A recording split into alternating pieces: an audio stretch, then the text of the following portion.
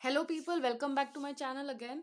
और आज हम करने वाले हैं आपका chapter 2 of the relevancy of fact का सेक्शन 5, जो कि है विवादक तथ्य और सुसंगत तथ्यों का साक्ष्य दिया जा सकेगा।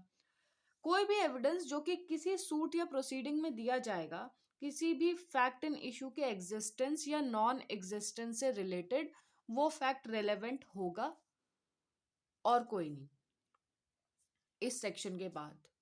ठीक है, जो कि डिक्लेयर्ड है इसमें कि कोई भी चीज जो कि फैक्ट एंड इशू से रिलेटेड है और फैक्ट एंड इशू से कनेक्ट कर रही है, तो वो एविडेंस रेलेवेंट होगा और कोई भी नहीं।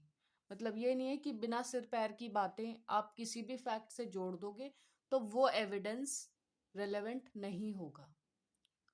हाँ, कोई बात है जो कि किसी इंसिडेंट से रिलेटेड है, जो हमारा फैक्ट एंड इशू है, तो वो रेलेवेंट होगा।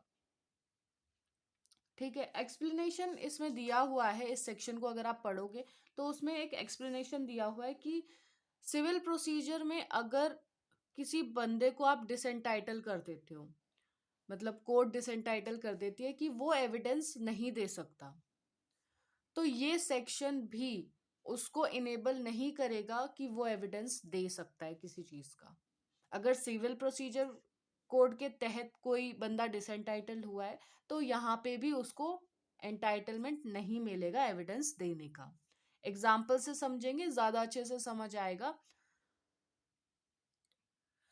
तो सपोज करो कि ए ने बी का मर्डर कर दिया। ठीक है, कैसे मर्डर कर दिया? बी को लाठी से मार मार के उसका मर्डर ही कर दिया। बताओ, तो हमारा फैक्ट इन इशू है मर्डर, कि बी का मर्डर हो गया। तो कौन सी बातें रिलेटेड हो सकती हैं मुद्दे से? एक तो ये कि ए ने बी को मार ही दिया जान से, कि उसका मर्डर ही कर दिया। दूसरा ये कि ए ने बी को लाठी से मारा। लाठी से मारा तो रेलेवेंट हुआ ना, कि ऐसे किस तरीके से मारा, ये भी रेलेवेंट है। ए को बी का ए जब बी को मारा तो उसका इंटेंशन क्या था, कि वो सच में उसको मारना चाहता था या हाथापाई में ही वो मर गया, ये भी रेलेवेंट है। एक फैक्ट ये भी रेलेवेंट हो सकता है कि हो सकता है ए मारना ही चाहता हो बी को।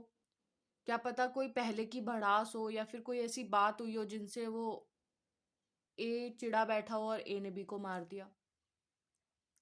तो ये फैक्ट्स फैक्ट इन इशू से रिलेटेड हैं कहीं ना कहीं। वो बातें जो कि मुद्दे से रिलेटेड होंगी, रेलेवेंट होंगी। अब बात करें कि एक सूटर अपने साथ बॉन्ड नहीं लेके आया। सपोज करो कोर्ट ने उसको बोला था कि भाई जिस बॉन्ड पर तुम रिलाई कर रहे हो, जिसको तुम बोल रहे हो कि वही एक प्रूफ है, तो कोर्ट ने बोला कि अगली बार या फिर जो उनसे भी हियरिंग होगी उस पे वो बॉन्ड लेकर आना। अब सपोज करो वो बंदा बॉन्ड लेकर ही नहीं आया, तो कोर्ट में जज ने बोल दिया कि भाई अब मैं वो कोर्ट बॉन्ड एक्सेप्ट नहीं करूंगा और अब तुम कोई भी एविडेंस नहीं दे सकते।